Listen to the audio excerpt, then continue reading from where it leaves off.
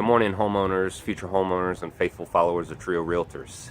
In case you haven't noticed, in the greater Cincinnati area lately, past week or so, what's it been doing? Raining. Rain, and more rain, right? So today what we're going to talk about is ways around your house to keep that foundation and that basement dry, because the last thing you want is water coming into your house. We'll start here in the backyard. If you look next to me here, you're going to see some standing water. If you're like me, you probably have a 90-pound chocolate lab. That makes it darn near impossible to let him outside if there's standing water in your backyard.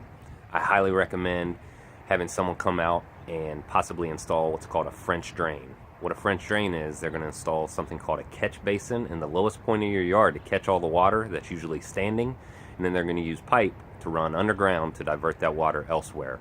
Okay, that'll really help you keep that backyard dry and allow you to let that dog outside all winter long.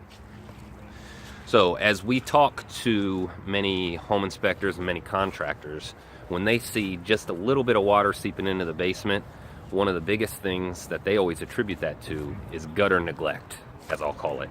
So if you haven't been diligent to getting up on a ladder, cleaning out those gutters, I highly recommend finding someone who will get up there, clean that debris, make sure that water isn't overflowing those gutters, because when it does, just runs right along the side of the house down into the foundation, and that's where they see a lot of that water come in.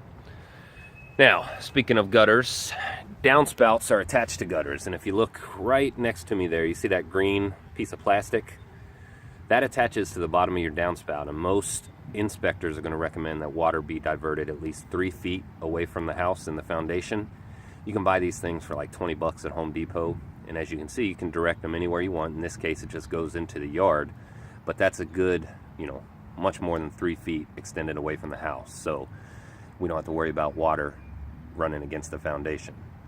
Another tip for foundation as it associates with water is the slope of the ground, okay? You don't want the ground sloping towards the house, because obviously any water that hits that is just going to slide right towards your foundation. You want to make sure that it's built up enough to where it's a hill and it slides away from your house, okay? So just something to think about. Then also, if you look underneath right there, you see that window well?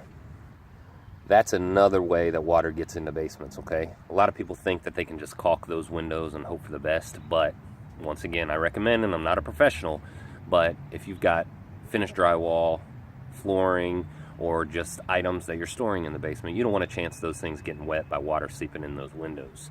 So I looked into it a few months ago at my house, and I recommend glass block windows, okay? They'll seal that up nice, they look good, they actually provide a little additional security as well, but for what I thought was relatively inexpensive, someone can come out and install glass block windows for you, okay?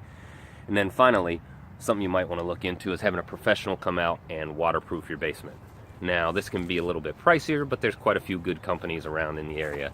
And if you plan on staying in your house for a while, or maybe if you're going to sell it, you want to make sure that that basement's dry, and that's a very, very strong feature to a future homeowner, knowing the peace of mind that that basement's going to stay dry.